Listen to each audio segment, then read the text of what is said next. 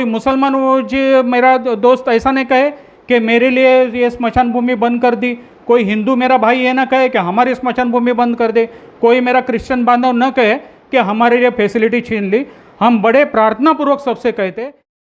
Meera road में हुआ अब और भी आसान, ताज़े फल और ऑर्गेनिक सब्जियां घर बैठे मंगाए फार्मजी ऐप से। तो डाउनलोड करें फार्मजी ऐप डिस्क्रिप्शन में दी गई लिंक से। नमस्कार आदाब, आप देख रहे हैं on record Mira Bhayandar. Mira road के पूनम सागर परिसर की जो 18 एकड़ ज़मीन है, उस ज़मीन पर मालिकाना हक होने के बावजूद कई सालों से सरकारी दफ्तरों के चक्कर काट रहे हैं मूल मालक बबन लक्ष्मण बाबर आज हमारे साथ में है। हम उनसे जानने की कोशिश करते हैं कि जिस 18 एकड़ ज़मीन पर वो दावा कर रहे हैं, किस प्रकार से अब तक उनके साथ में अन्याय होता आया है और वो अपनी मालिकाना ज़मीन पाने के लिए क्या क्या कोशिशें कर रहे हैं। बाबर जी, ये बताएं कि ये जो आप 18 एकड़ जो ज़मीन है, इस पर आप अपना मालिकाना दावा पेश कर रहे हैं, क्या है ये पूरा मामला और क्या इसमें सच्चाई है? हमारे 7/12 है और उसमें एक 15 एकड़ 7/12 में महानगर पालिका ने पूरा कब्जा कर लिया है और उसमें पूरा डेवलप कर लिया है। और हम आदिवासी है और हमको कुछ समझ में नहीं आता है, इसके लिए हमारा सब ज़मीन पे पूरा सब कब्जा कर लिया है। हिंदू शमशान भूमि, हिंदू क्रिश्चियन मुस्लिम ऐसा शमशान भूमि बना दिया, जोगसपात बना दिया और हमको जगह ही नहीं बचा है। हम आदिवासी हो कि हमारे पास कुछ ही नहीं और हमारे ऊपर ये सब अन्याय हो रहा है और अन्याय इतना हो रहा है कि हद से बाहर हो रहा है। तो हमारे साथ में अरुण पाटिल करके एक है, उनके सहयोग से हम आगे बढ़ रहे हैं और हर एक बाजू जाने के बाद में खाली हमको तारीख देते कि तुम आओ, ये करो, वो करो। सब हम लोग करने के बावजूद भी हमको कुछ मिलता नहीं, हमको खाली गोल गोल घुमाते रहते।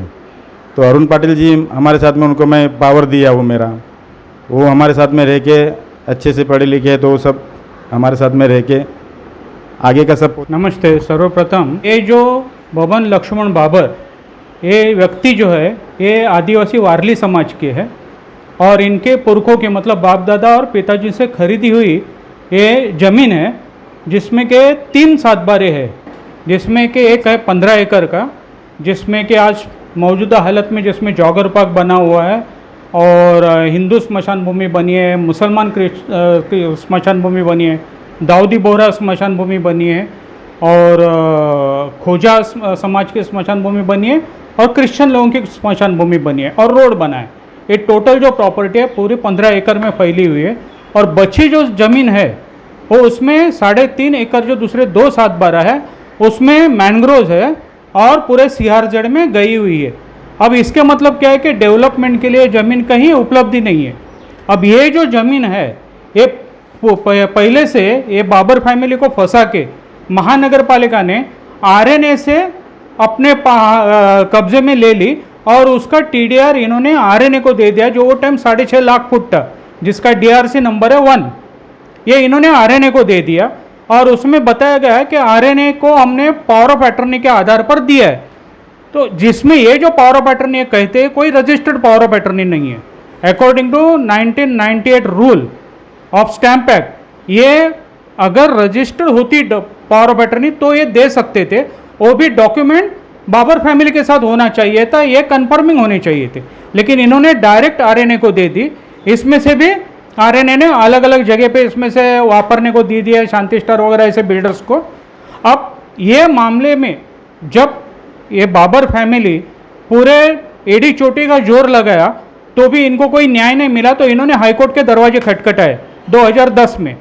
2013 में हाईकोर्ट ने जाना कि इस तरह से आदिवासी की ज़मीन नॉन आदिवासी का मतलब ट्राइबल टू नॉन ट्राइबल ऐसे हो नहीं सकती है, तो इन्होंने इसके अगेंस्ट में ऑर्डर दे दी और आदिवासी लोगों की तरफ से उन्होंने जजमेंट दी और तहसीलदार श्री विकास पाटिल थे, विकास पाटिल, इनको ऑर्डर दे के मामले के तय तक चले जाइए करके। उन्होंने 2013 से 2015 तक ये मामले की पूरी तहकीकात की, इसमें केस चली, उसमें महानगर पालिका उधर हाजिरी नहीं हो गई जब उनको नोटिस देने के बावजूद भी। फिर भी उन्होंने जब सब मामला की तहकीकात की तो उन्हें पता चला कि इसमें पूरा बहुत बड़ा घपला हो गया और बिगर रजिस्ट्रेशन के ये ज़मीनें ट्रांसफ़र हो गई। 2001 में दिया हुआ टीडीआर, उसकी ज़मीन ट्रांसफ़र 2005 में हो रही है। ये कौन सा कानून है?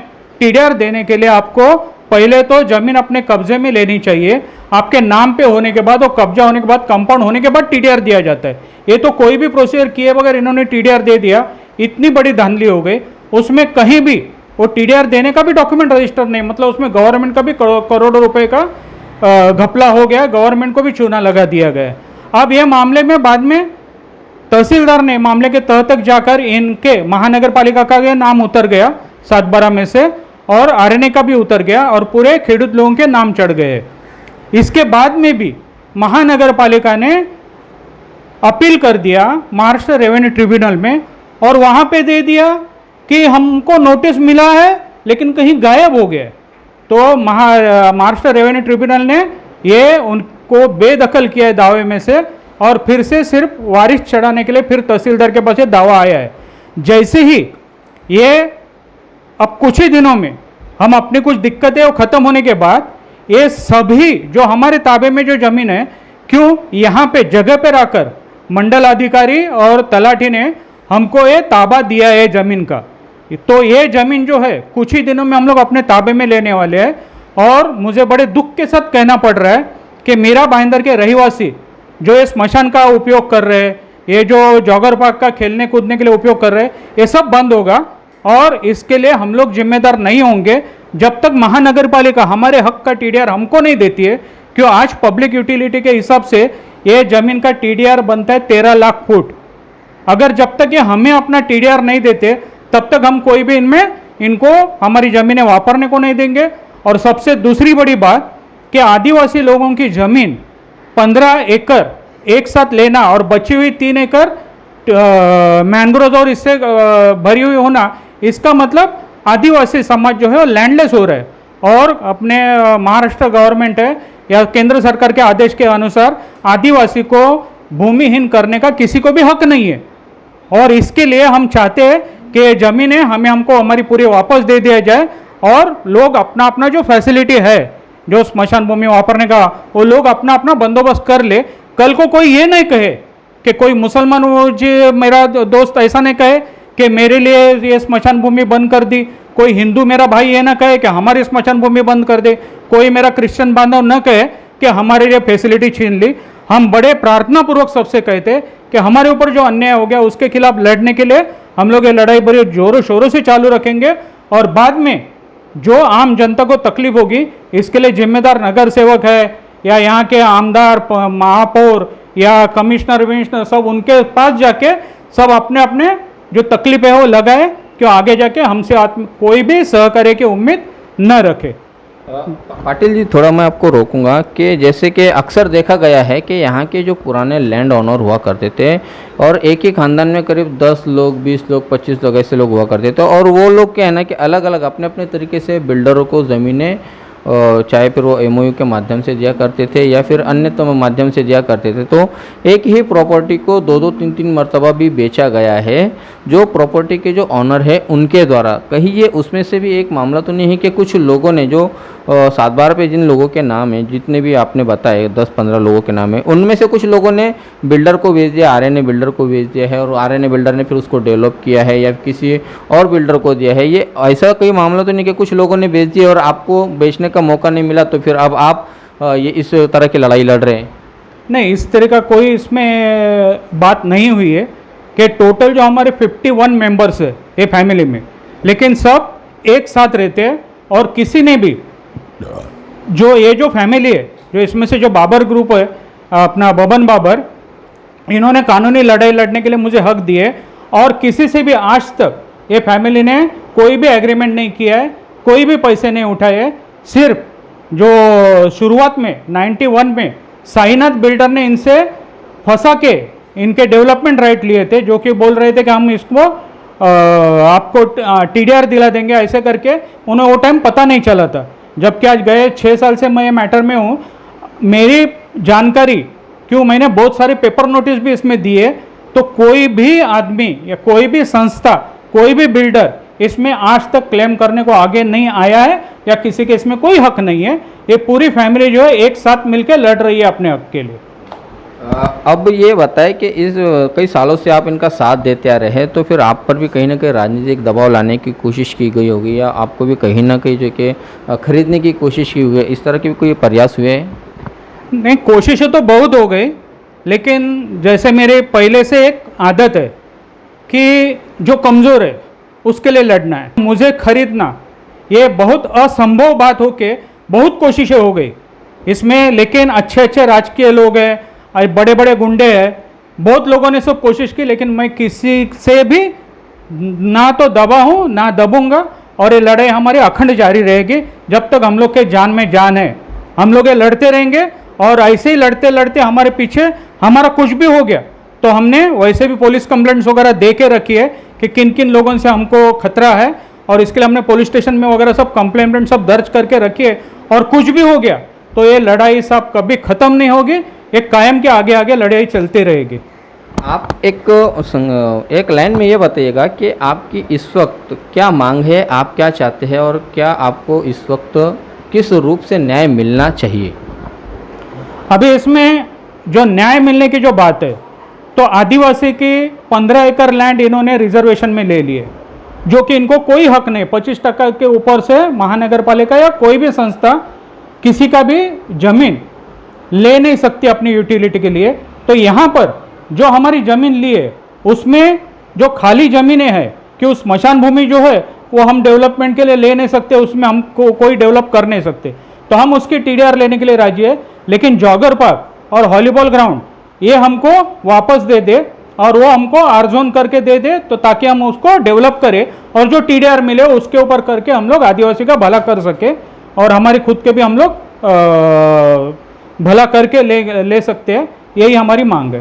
तो अभी अड़चन कहाँ पर आकर रुकी हुई है? क्यों आपको जो कि न्याय नहीं मिल पा रहा है, या आपको क्यों ऑर्डर कौन से विभाग से नहीं मिल पा रहा है? अभी ये जो है कि ये सब चक्कर में नरेश गीते साहब, BD जाधव, खदगांवकर साहब ये गए, अब इसके बाद में किसी ने भी हमें सिर्फ लिख के दिया है कि केसेस चालू है वगैरह, जो केसेस ख़त्म हो गई है वो केसेस में भी केसेस चालू है करके हमें लिख के दिया है।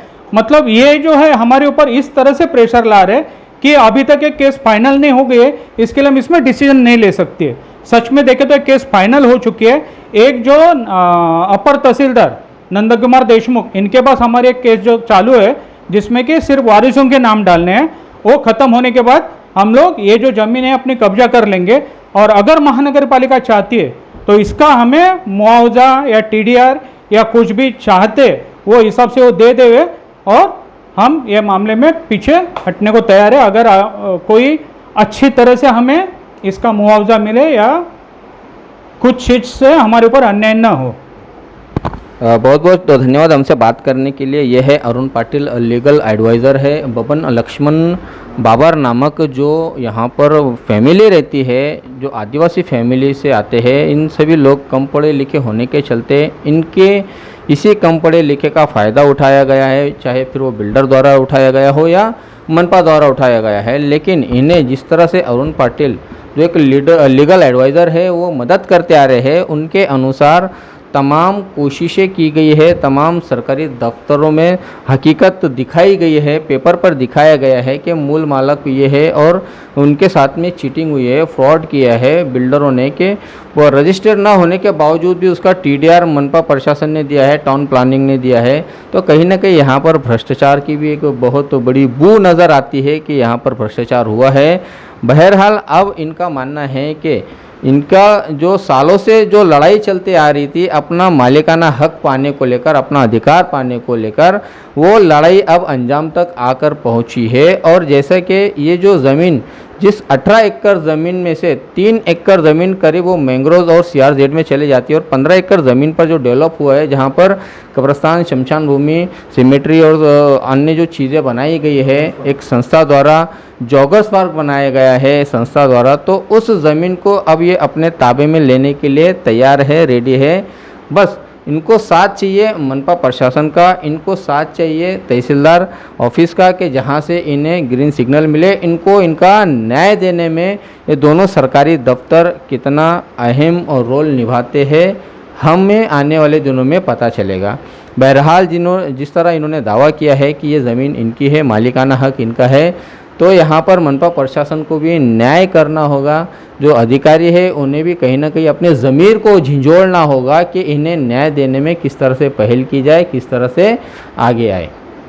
इस पूरे मामले में जो भी नई बात सामने आएगी, जो भी नया मामला सामने आएगा, हम आप तक ज़रूर पहुँचाएंगे। तब तक आप हमारे साथ बने रहे। कैमरामैन आरिफ कुरैशी और साबिर शेख के साथ ऑन रिकॉर्ड मीरा भाईंदर। धन्यवाद। मीरा रोड में हुआ अब और भी आसान, ताज़े फल और ऑर्गेनिक सब्जियां घर बैठे मंगाए फार्मजी ऐप से। तो डाउनलोड करें फार्मजी ऐप डिस्क्रिप्शन में दी गई लिंक से।